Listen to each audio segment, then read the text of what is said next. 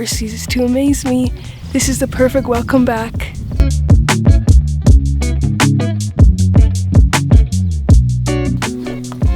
We start off today's video in southeast Utah, where we spend our day enjoying the lovely San Juan River. After bouncing around from national park to national park, it was nice to hang out and reset before we finally head to Colorado.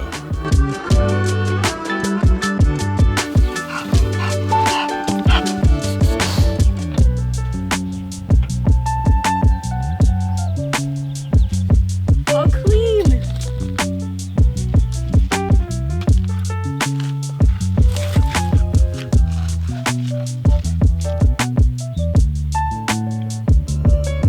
Imagining you can take the breath to those places. Gently breathe that tension out.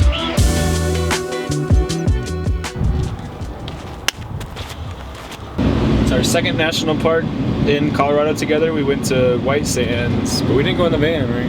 No, not White Sands. It's a Grand Sand Dunes. Yeah. The Great Sand Dunes. So this is actually our first national park in Colorado in the van.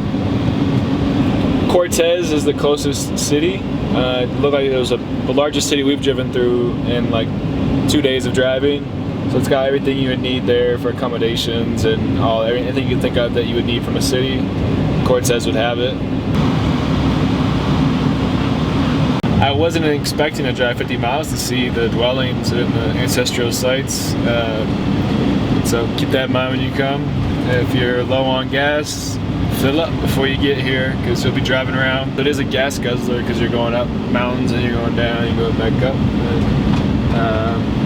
It's about 5 to 6 degrees cooler here than it was in Cortez. We've got a mile hike to the step house. We're gonna check that out first. So it closes at 3:30, and then we're gonna go to the Badger Community House. It's 2.2 miles. Pony fire, 2,000 burned all the trees down, so there's not much shade, so be prepared for exposure. I need me a good hiking hat. I don't really have one, so Me neither. I'll put some sunscreen on. After that, we're gonna head over to the main part of the park. We are currently at Wedrill Mesa, and this is the more quiet part of the park. Still a good amount of people over here, but it's the more quiet part. And the step house is one of the only place that's self-guided on this side. And with that, let's finish this popcorn and go to step house. Oh. I can't turn back because my sunglasses are on my head.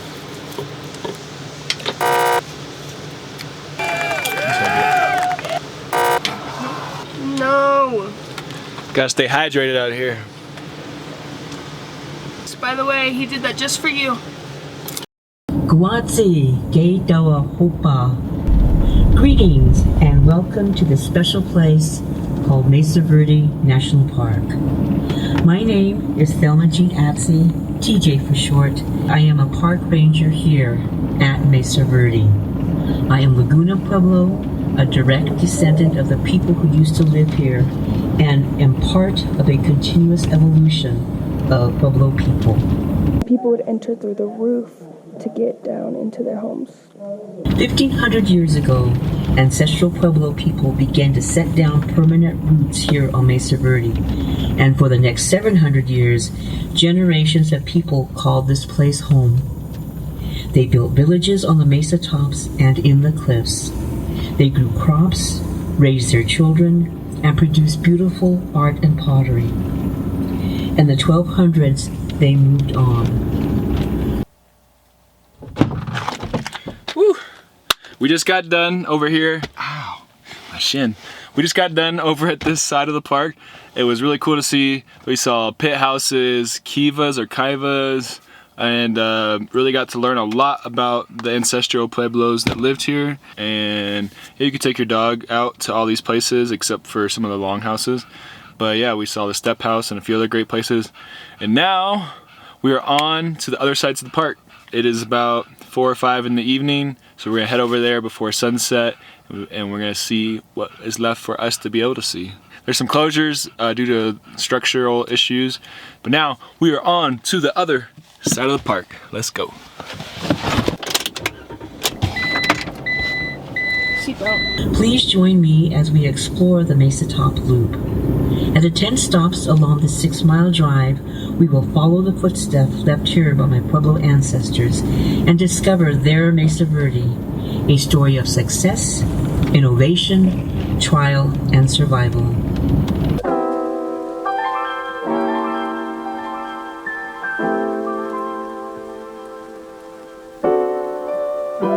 I would like visitors to know that we didn't just leave and disappear.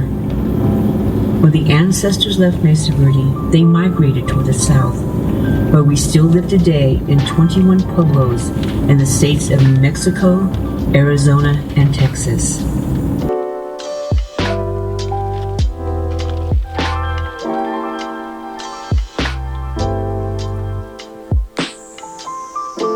Even though we physically moved away, the spirits of our ancestors are still here. If you stop for a minute and listen, you can hear the children laughing and the women talking. You can hear the dogs barking and the turkeys gobbling. You can hear and feel the beat of the drums and the singing. You can smell the cooking fires. You can feel their presence, their warmth, their sense of community. TJ Atzie, Laguna Pueblo. Colorado never ceases to amaze me. This is the perfect welcome back.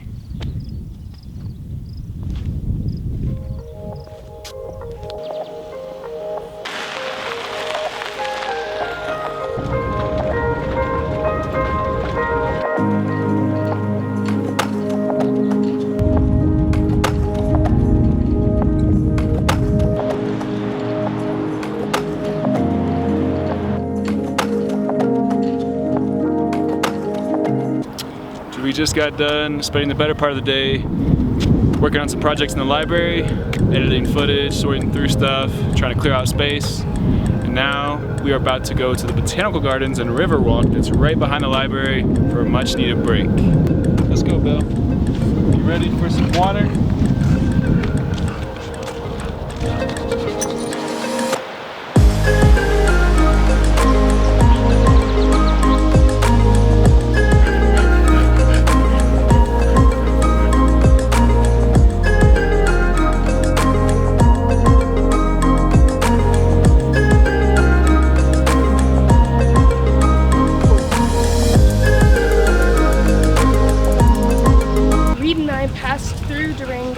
Last time we were in town, on our way to Arizona actually, but we didn't get to spend a lot of time here. Unfortunately, this time we're not going to spend a lot of time as well. We're going to drive through historic downtown, and then we're actually going to book it out of here because it's time for us to go to Ouray so we can get a full day there tomorrow.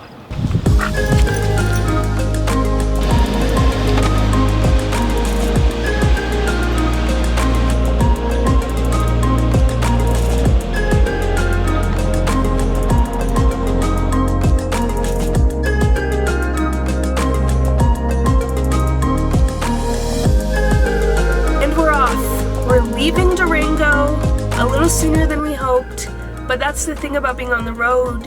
We don't always know how long we'll be in a place, or you know, some days we have to work more than we thought we had to, which was the case today. We wanted to maybe go tubing or just spend some time at the park, but that is what it is, and there's always next time. It is amazing that being in the van has brought me to different parts of Colorado and places that I just hadn't gone in the 25 years that I lived here.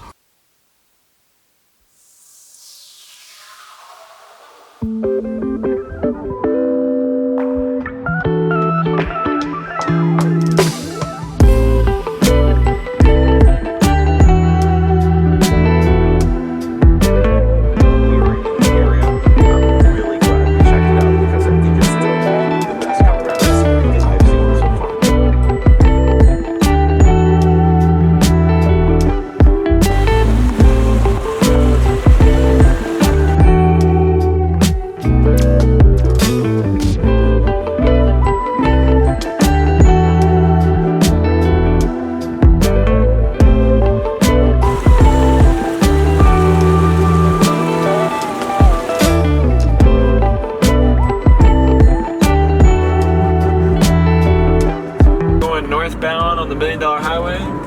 If you go southbound, some drop-offs on this side close to Ouray. But they're about to cut over to Bear Creek Falls here. This drive is unreal. This drive is so beautiful. I catch myself every other weekend when we're traveling saying this is the most beautiful thing or craziest thing ever. And this is up there. This is wow. I'm speechless.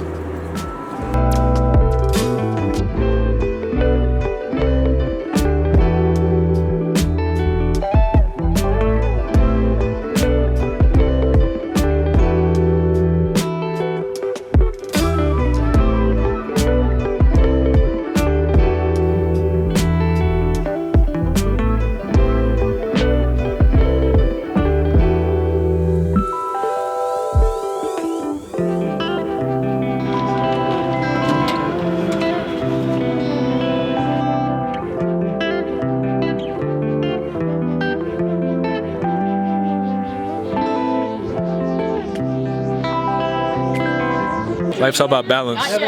French fries and salad. Just got married.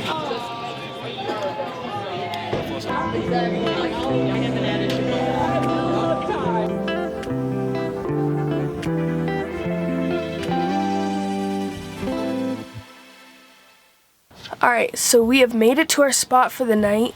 It is just right outside the town of Ouray. We had a great time at one of the breweries in town. And tomorrow we think we're gonna do the perimeter hike, which is like a 6-mile hike, but we made it here. All right, see you tomorrow. Good morning, everyone. We are at a park in Ouray. It was a long drive day yesterday, so none of us got to stretch our legs as much as we hoped. So today we're starting off our morning at a park. We've been throwing a ball around for Bella. Rita's been playing. Here she comes.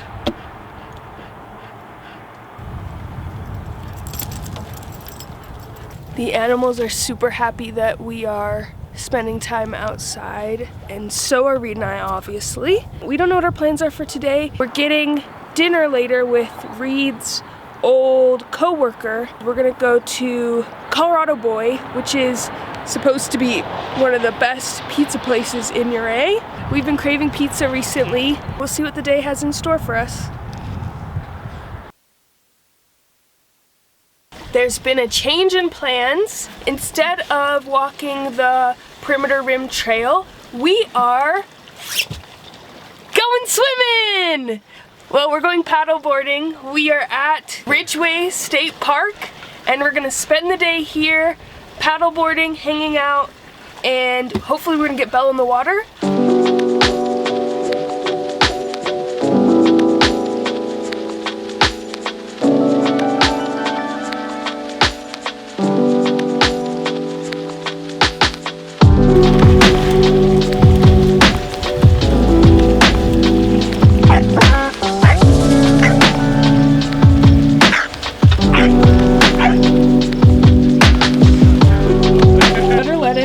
Avocado, tomato, cucumber, jalapenos, Munster cheese, and snap peas and hummus.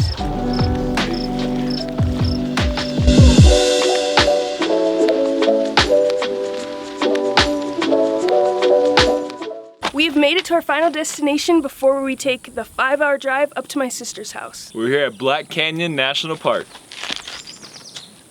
Let's go have some fun. I cannot believe that I didn't know that this was here. I just had no idea that this national park existed, and it's just really beautiful.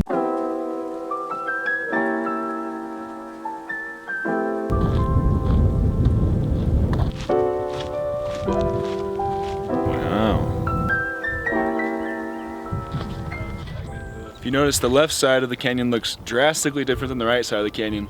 That's because of the amount of sunlight that each side gets. The left side gets way more sunlight in the winter, and so the snow melts off rapidly, whereas on the right side gets minimal amount of sunlight during the winter. That causes a lot of freezing and thawing and refreezing, and that breaks up the rock, erodes the right side much quicker, creating soil for plants to take root. Drastically different. You have sharp, jagged rocks on the left side, and you have kind of a sloping canyon wall there with grass and vegetation and all kinds of stuff there, and actually soil. So the power of the sun, water, and erosion.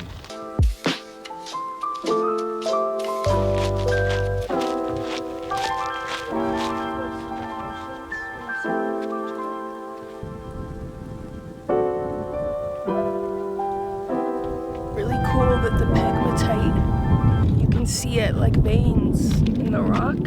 It's carved throughout and it gives it the rocks a very distinct color and adds something really cool. At 2,250 feet, this is the tallest vertical cliff in all of Colorado. This is the last viewpoint we're all gonna check out, and we brought Bella out to see it with us because she's allowed on this trail. We're trying to leave here by 12 and it's 11:30. We're gonna have to leave the east portal until next time. We'll get to the bottom next time. You can sometimes see climbers along this crack here. I don't see any today, but it's amazing that people will climb that entire thing. We began the long drive back to the Front Range as we left Black Canyon. I coordinated a surprise with Devin, Denise's best friend. He had been gone for a year in Lebanon, and this was the first time Denise was gonna see him.